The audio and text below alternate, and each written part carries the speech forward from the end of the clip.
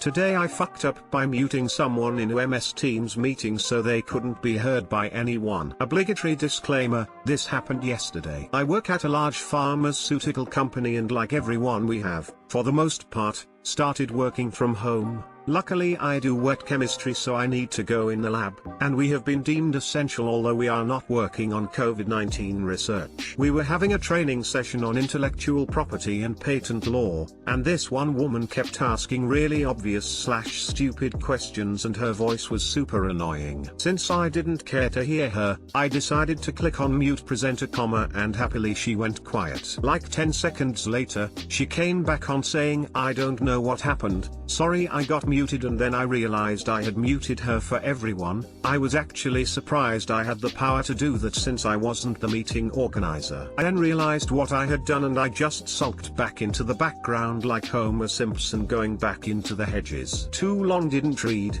I muted a person in our MS Teams meeting not realizing that I was muting them for everyone. Edit, OMG this took off. Thank you all. On a WebEx call the other day with about 300 of my colleagues. As our boss's boss was talking, his assistant unmuted all the lines so people could ask questions. You could clearly hear a guy making a credit card application over the phone. He was oblivious to the actual presentation so we all heard him and the bank rep talking for about 30 seconds before the assistant figured out who it was and muted him. Need to find out how his chewing out went. Man, that's weird. You shouldn't be able to unmute someone's mic. At my old place, one of my colleagues used to breathe really heavily down the mic. Wouldn't own up to it, but I could see who making noise. So I would just mute them. This happened a lot, they never once noticed. Some years ago a guy answered his non-work phone while on WebEx and was screaming at who I can only assume was a divorce lawyer about why is she going to be there. And on and on. I don't think the host had mute others ability, several years ago, and opened a Word doc on the shared screen in 72 pints font and typed "Bob we can hear you," and kept sliding the font size up and down to make it blink. We finally had to cut the meeting short and start a completely new WebEx session. Once I was in a sales conference call and one of the VPs screamed, "Puta murder puta vida. Fucking shit, fucking life" in Portuguese, not realizing he wasn't on mute. I couldn't stop laughing. The guy who was talking just calmly said, "Can everyone mute their microphones please?" and kept going like nothing happened. Someone did this to me during one of our team meetings. She was also accidentally sharing her screen when she did it. So I watched as her cursor moved up to my picture and clicked mute participant. I was leading the meeting. I guess she wanted silence. It would have been hilarious if every 15 to 30 seconds you did it again. Eventually she would just be like, "Something must be wrong with my mic. Just make sure to record the meeting for the rest of us." Ha ha ha, love it. This reminds me when I was in first grade. I had this toy that made different ringer sounds. The toy had the exact ringtone of my teacher's class phone. We had desks with little cubby holes. So I put the toy in there and let it ring. She couldn't see it. I also sat the closest to the phone in the room. I'd let it ring a couple times a day and all she would get is dial tone. The look on her face each time was pure confusion and WTF. It was incredibly hard to not laugh because it was absolute comedy. After a few days, I couldn't hold my secret any longer. Shared what I was doing with the girl next to me, and she told immediately. I was pissed, haha.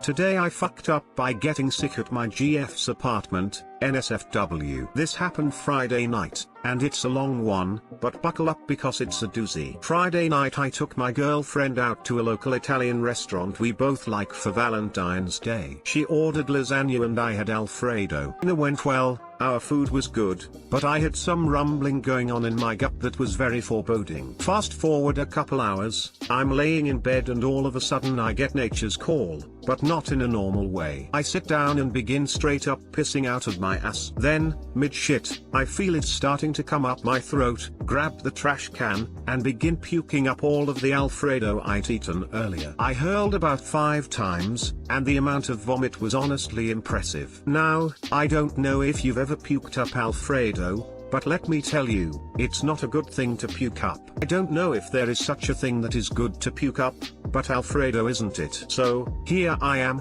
shorts around my ankles, with some of the worst diarrhea you can imagine, while simultaneously puking into the bathroom trash. I clean myself up, then grab the trash to take it out to the dumpster so her apartment doesn't smell like vomit. Curveball, trash bag is leaking and now I've got to wash out the bin, too. Awesome. So, I grabbed another trash bag and head for the dumpster. It's cold out, so I put on pants and a coat, and I still feel like shit. I toss my gross trash bag into the dumpster and go to head back inside when, oh fuck, I forgot my goddamn keys and I'm locked out of the apartment building at 11 p.m. I go around to the front of the building, hoping that my GF will wake up to the sound of me buzzing, trying to get back in. I buzz a couple times, wait a minute, buzz a few more times, wait another minute, and by now I'm afraid that I'm going to freeze to death. I can't even go sit in my car because my keys are in her apartment and I left my phone inside too. So now I'm thinking that I'm going to freeze to death outside,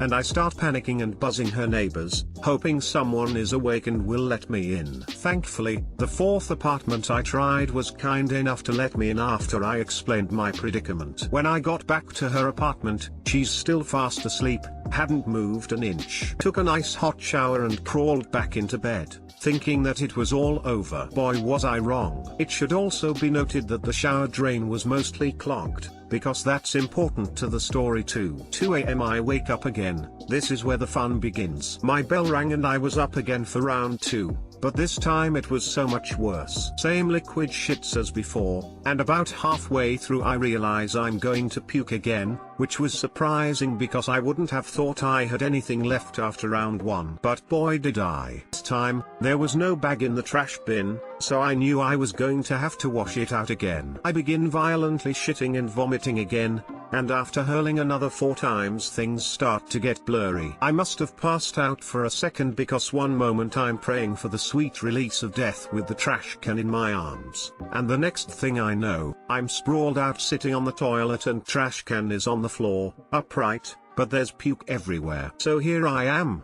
sick as fuck, naked on the toilet, and I've made a huge mess all over my girlfriend's bathroom. Best part, she's still fast asleep. I open the door and start calling her name, and I fill her in on my current situation. She gets me some cleaning supplies and a mop, and I start cleaning up my mess. I dump the vomit into the toilet, clean it out in the tub, but the drain is mostly clogged, so now there's puke chunks floating around in the tub. She had a drain snake, thankfully, so I pulled a giant wad of hair out of the shower drain, finished cleaning up the bathroom, and then cleaned myself up. Turned out that I caught a virus from a coworker and it wasn't actually food poisoning. Spent all of yesterday and today sick, but I'm finally starting to feel better. I ended up having the liquid shits during the whole thing, but I only woke up to puke one more time at about 6 a.m. that next morning. Thankfully my GF is a sweetheart and took care of me while I was sick. Too long didn't read, thought I had food poisoning,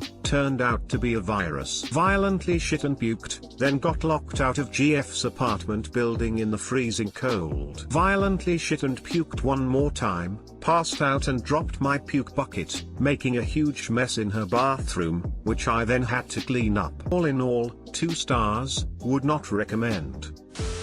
What a shitty situation. Fun side story, the first night I ever spent over at my girlfriend's house, before we were official, she had that same stomach virus. Stuck it out and we're still together. Edit, thank you kind Reddit stranger for breaking my metal cherry. Pineapple puke is the only puke that didn't make me cry. You went through all that and still gave it 2 stars. Well, I don't want to be rude.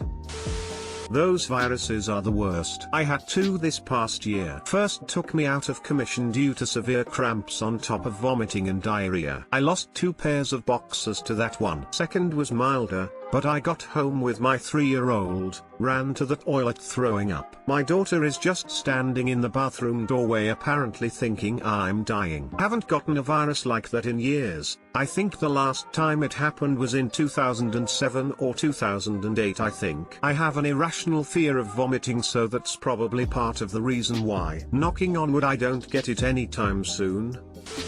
This story hits way too close to home for me this weekend. It's possible I had the same thing you did. Those liquid shits will make you second guess every fart you will have in the next couple days. Fair warning. Oh yeah, I still haven't had a solid stool since Friday. Haven't been going every hour anymore though, so I think I'm on my way out of whatever this bug is. Today I fucked up by breaking my dad's dog's heart. So a little bit of backstory is required for this post. It's sad, but it has to be done. Last year, my father passed away due to complications related to his exposure to Agent Orange. He had been a military man most of his adult life, and served with distinction during his year in Vietnam. 3 Bronze Stars are not an easy thing to come by. Unfortunately, during that time the area around his deployment was heavily defoliated by Agent Orange, so he was basically marinated in the stuff. It was difficult watching this vibrant, intelligent, loving man deteriorate into constant pain, suffering from chronic bursitis, diabetes, emphysema, his mind going inch by fragile inch. The last 5 years had been hell for him, and for my mom. Still, he did his best to stay as busy as he could, volunteering with local charities and taking on as much responsibility as he could. He even adopted a little chihuahua from the local pound, a sausage of a dog that he named Missy. She loved him more than anything, and kept him active by playing, forcing him on walks, or just snoozing in his lap while he watched TV. He had surgery for a spinal stimulator on a Monday, and was sent home to rest. The pain was absolutely unbearable for him, and he could barely sit. From what Mom told me, he didn't sleep nearly at all in the last few days of his life, and he even had to have a catheter inserted due to the pain pills he was on. Apparently, the pills can sometimes cause a person's bladder to shut down. Thursday afternoon, he was heading to the doctor to have the catheter removed, when he stumbled down the front steps of his house, hit his head, and that was really it. That big boat today I fucked up. Her caring heart couldn't take any more. And Missy, his loving chihuahua, watched it all from the front window, barking as the ambulance came and took him away. That night, and for any nights after, she stood by the front door or curled up in his favorite chair, just crying and whining. I've moved back in with my mom to help her take care of the house. It's a big old country-style house, with a huge yard that she couldn't handle on her own. I lived a few towns away. I'd come over once a week and mow, but now I can do all the yard work, fix the toilets, the ceilings, etc. I'm single, so it's not been a great trouble, and she likes having someone around. Plus Missy has adopted me, and does all the stuff she did with Dad. It's a great arrangement. So it's been a little over a year since Dad passed away, and Mom was out of town visiting my sister and some cousins, and I have the weekend off. I didn't feel like visiting friends, or having them come over here, so just been puttering around the computer, watching videos, playing a game or two, etc. Missy was asleep on the floor behind me in her dog bed, only getting up when she wanted loving or to beg me for a treat. I was thinking about Dad, and was thinking how ephemeral life truly is, how many will never hear the voices of loved ones again. Then I remembered that I'd recorded Dad for a podcast a friend of mine and I used to do, interviewing him for the work he'd done in folklore over his life. He was a storyteller as a hobby, and had gone all over Ohio to tell the ghost stories he'd collected over the years. So without thinking of anything besides just wanting to hear my dad's voice again, I loaded up the podcast and started listening. Next thing I know, I nearly got bowled out of my chair by a very ecstatic chihuahua. She was leaping onto my lap, yapping and bouncing as she tried to get to the computer speakers. Daddy was in there. Right there.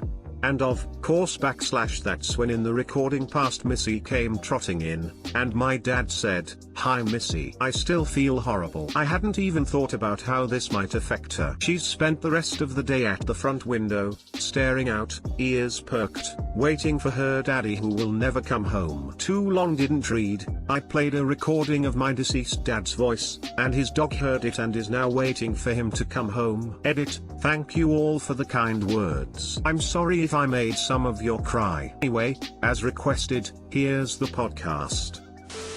Oh my god man, that jerked my fucking heartstrings. I'm really sorry, however I'm sure your dog will be okay, at least she is still up and functioning. I'm very sorry to hear all this. Thanks. I've been giving her belly rubs as much as she'll let me. Hopefully when it stops raining tomorrow I can take her for a walk after work. Oh man, I made the mistake of reading too long, didn't read before the whole post. Tears in my eyes the entire way through. It really pains the heart. The way you typed it made me feel how fleeting life is.